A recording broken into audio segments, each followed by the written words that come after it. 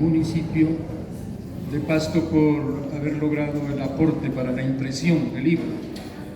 El otro aspecto, pues también agradecerle a la Casa de la Cultura de Nariño por permitirnos este espacio y lograr establecer este diálogo y posibilitar la presentación, ¿no?, de este texto, que para mí es muy importante en la medida que se trabajó, se produjo dentro de la pandemia. Es una experiencia que definitivamente permite adentrarse, ¿no?, en esta profundidad de lo humano, de entender cómo el mundo llega a una situación terrible, ¿no?, de malestar, que es producto de todos los desbordes y de todas estas aporías, principalmente del capitalismo. Entonces, la estética necesariamente tiene que tener una respuesta,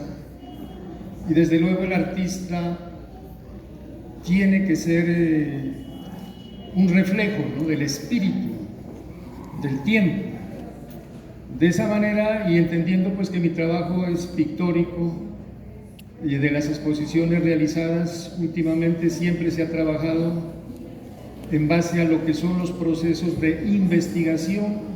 creación, y entender claramente cómo el artista no necesariamente tiene que quedarse en el plano de la práctica del oficio, del procedimiento, no de la manualidad, sino que debe ser y entender claramente que en lo contemporáneo el arte es un lenguaje y que por tanto el artista tiene que producir conocimiento. Es decir, el arte produce una verdad, y de esa manera es que uno se exige para teorizar, para desarrollar argumentos que posibiliten entender el mundo con otros ojos, ¿no?, mirar la realidad desde otra óptica. Y por eso entonces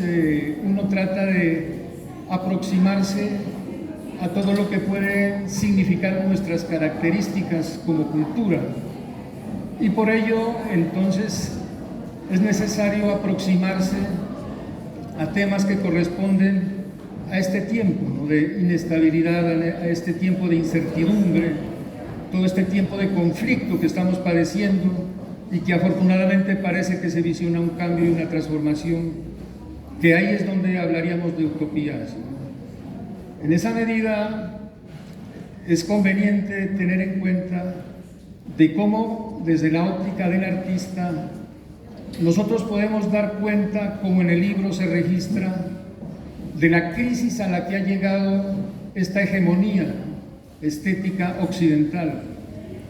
y por tanto esa visión hegemónica, ¿no?, de esa cultura universal, hay que entenderla que entró en una profunda crisis, y que por tanto es necesario entonces posibilitar la manera de superarla, ¿no?, esa crisis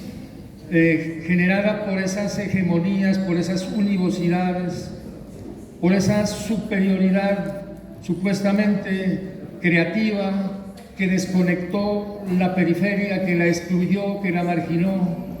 y que por tanto esos contextos particulares, ¿no?, de esa cultura local específica es la que tiene que resurgir y posibilitar una reorientación de los destinos, ¿no?, del mundo. Y para ello es muy importante tener en cuenta la validez de lo múltiple, entender en cuenta la diversidad, lo heterogéneo, es decir, como unos ideales que nos permitirán construir, ¿no?, un nuevo discurso artístico, y que desde luego lleve a deconstruir, ¿no?, ese logocentrismo del mundo que es el que nos ha mantenido a nosotros sumidos en una visión objetivizante, racionalizante, que ha perturbado a la condición humana, que se ha deshumanizado por completo, y que por tanto es necesario que el artista latinoamericano logre pensar no desde esa homogeneidad, sino que hay que lograr entonces generar unos procesos de resemantización, ¿no?, desde una óptica crítico-pluralista que lleve siempre a revertir, sacudirnos de ese legado occidentalista que ha perturbado lo plural en las expresiones y que desde luego llega claramente a definirse como una muerte de la misma modernidad. Entender que esa crisis de ese gran paradigma hegemónico de la ciencia entró en una profunda crisis que es irreversible. Es una duda que definitivamente nos lleva entonces a orientar nuevos destinos, a entender entonces la posibilidad de generar aperturas de sentido para lograr entender un nuevo horizonte que lleve a la construcción de nuevos paradigmas. Siempre pensemos en superar entonces todos esos vicios de la representación moderna y lograr entonces pensar en la conformación de una auténtica posibilidad creativa latinoamericana. Esos son elementos indispensables para poder lograr superar esa sed de exotismo a la que nos sometió el multiculturalismo, para lograr con esa política neoliberal mantener vigente todos esos postulados dominantes que han hecho perder la autonomía de lo humano. Por tanto, es clave lograr procesos de creación que generen debates estéticos, que posibiliten lograr exaltar la especificidad de lo que somos desde el sur, posibilitar entonces rebasar esas generalizaciones, ¿no?, despectivas, estereotipadas, que han hecho del arte latinoamericano considerarlo solo desde el exotismo. Pensar que los estilos que no se producen en Europa o en Estados Unidos, o que son manifestaciones que expresan desde el tercer mundo, o que expresan desde una óptica no occidental, la definición simple de considerar formas exóticas. ¿Cómo liberarnos entonces de ese exotismo? ¿Cómo rehuir a esas interpretaciones equivocadas de la crítica artística occidental? Toda esa visión unilateral, monosémica, cerrada, limitada. Siempre posibilitar entonces acciones de ruptura que logren ir más allá de esa idea de subvaloración de lo tercermundista. Siempre lograr entonces potenciar ese valor de la cultura que está ahí esperando,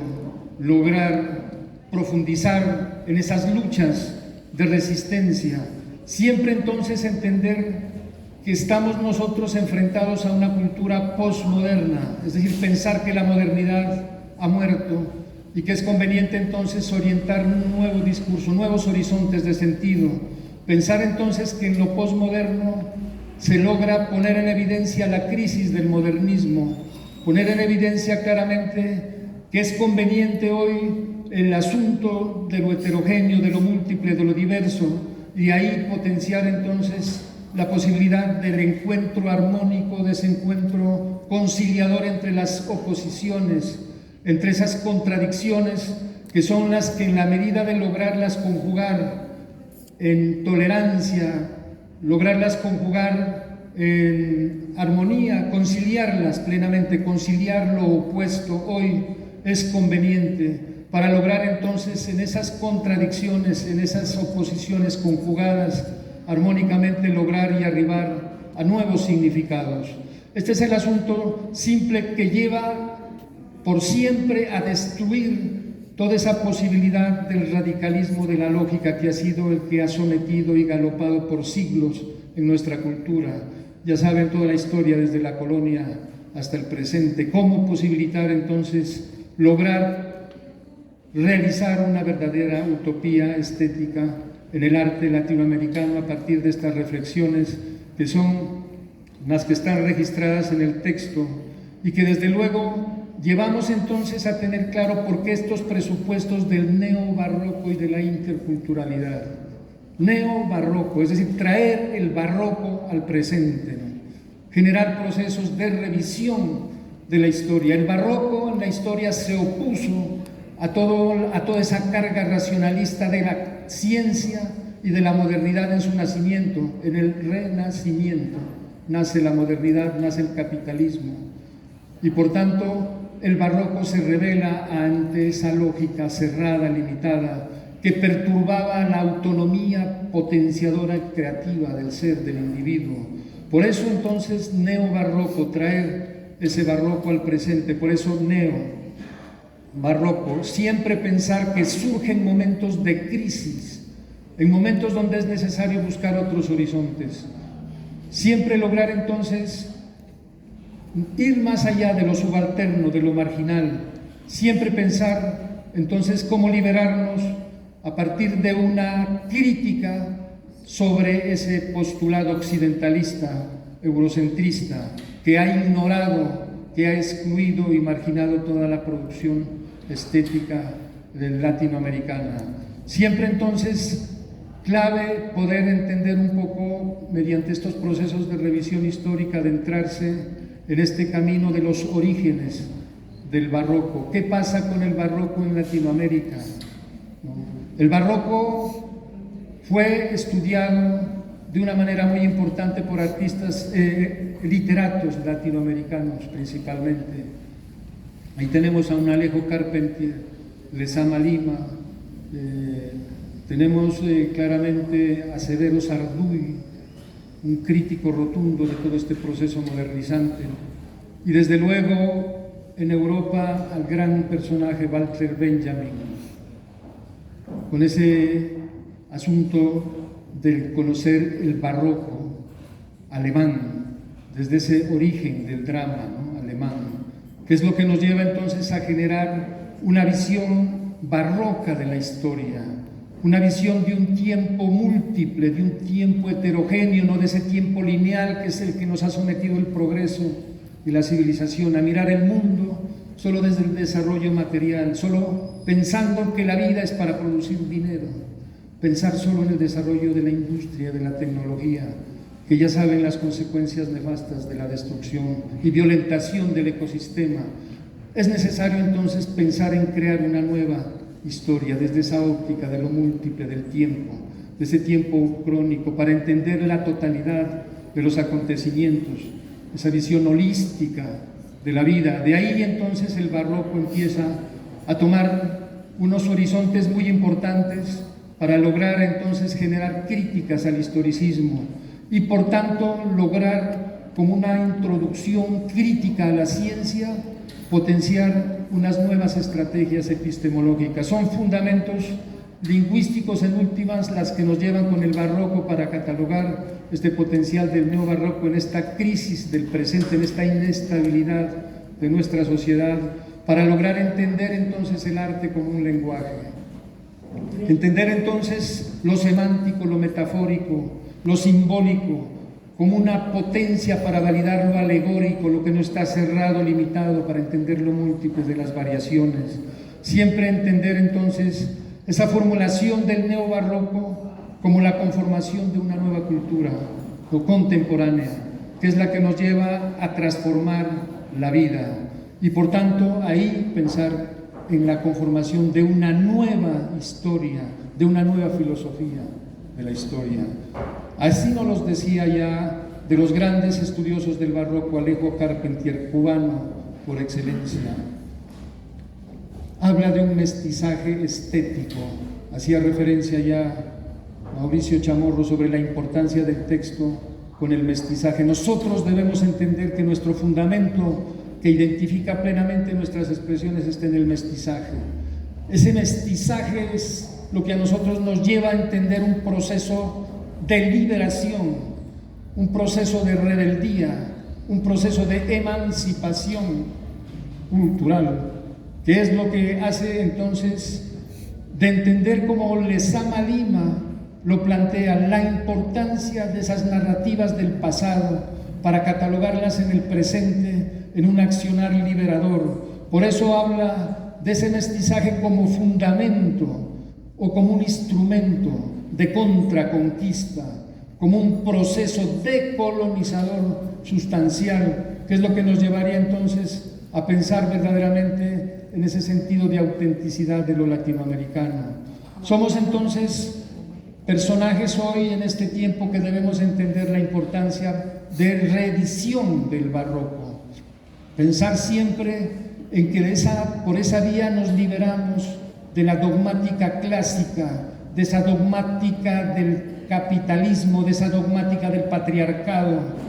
de esa dogmática del colonialismo. Esos son elementos críticos reflexivos que se postulan en el texto y que es conveniente ustedes los puedan comprender cuando lean el libro, porque lo importante hoy en el arte no es entender que el artista es el único que potencia la autonomía creativa, que el artista es el genio para lograr el desarrollo de la creatividad. Hoy, en lo contemporáneo, a partir de todos esos estudios que llevan a generar procesos de revisión histórica, es entender que la creatividad verdadera es la de la comunidad, que el artista pleno es ese subjetivo potencial que tiene la colectividad, que es la comunidad la que debe crear, y que cuando la comunidad empieza a crear se libera por completo y no necesita en absoluto de todo ese potencial, ¿no?, infraestructural, pues, de la economía. Seamos entonces capaces de entender cómo lograr y fracturar esa linealidad a partir de ese juego de las diferencias, a partir de esa pluralidad. Siempre entonces entender ese devenir del arte latinoamericano como un elemento emancipador, como un elemento que se deriva de esas luchas de resistencia. Por eso la interculturalidad ahí. La interculturalidad busca la construcción de una sociedad otra, de un sistema político otro, de una cultura otra. Ese es el asunto entonces de lo intercultural, para entender cómo esas luchas de resistencia de los pueblos que han sufrido, de esos pueblos marginados, de todo ese dolor de la humanidad excluida, es la que tiene que empezar a revertirse. Y ahí el verdadero artista es el que tiene que orientar el destino creativo a la comunidad. Por eso, entender que esas luchas de resistencia se producen como conocimiento. Así lo dice de Sousa Santos en las epistemologías del sur. Producir conocimiento a partir de esas luchas de los pueblos marginados. ¿Por qué? Están ahí latentes, están vivos, están emergiendo con esa visión de la espiral del tiempo. El origen viene al presente en ese sentido de la visión curva del tiempo, y es lo que nos va a lograr liberar, es lo que va a llegar entonces a pensarse claramente. Y para terminar ya, de cómo esa conjugación entre lo barroco, neobarroco y lo intercultural posibilite definitivamente romper con esas fronteras que han generado las exclusiones y las marginalidades, generar descentramientos a toda esa visión lineal del poder del capital. Seamos posibles entonces para crear nuevos fundamentos. Pensemos, por sobre todo, que lo más importante es el sentido de lo humano, y que por eso se potencia y dignifica la vida a través de la significación artística. Y ese es el principal grito y quejido de este texto. Muchas gracias.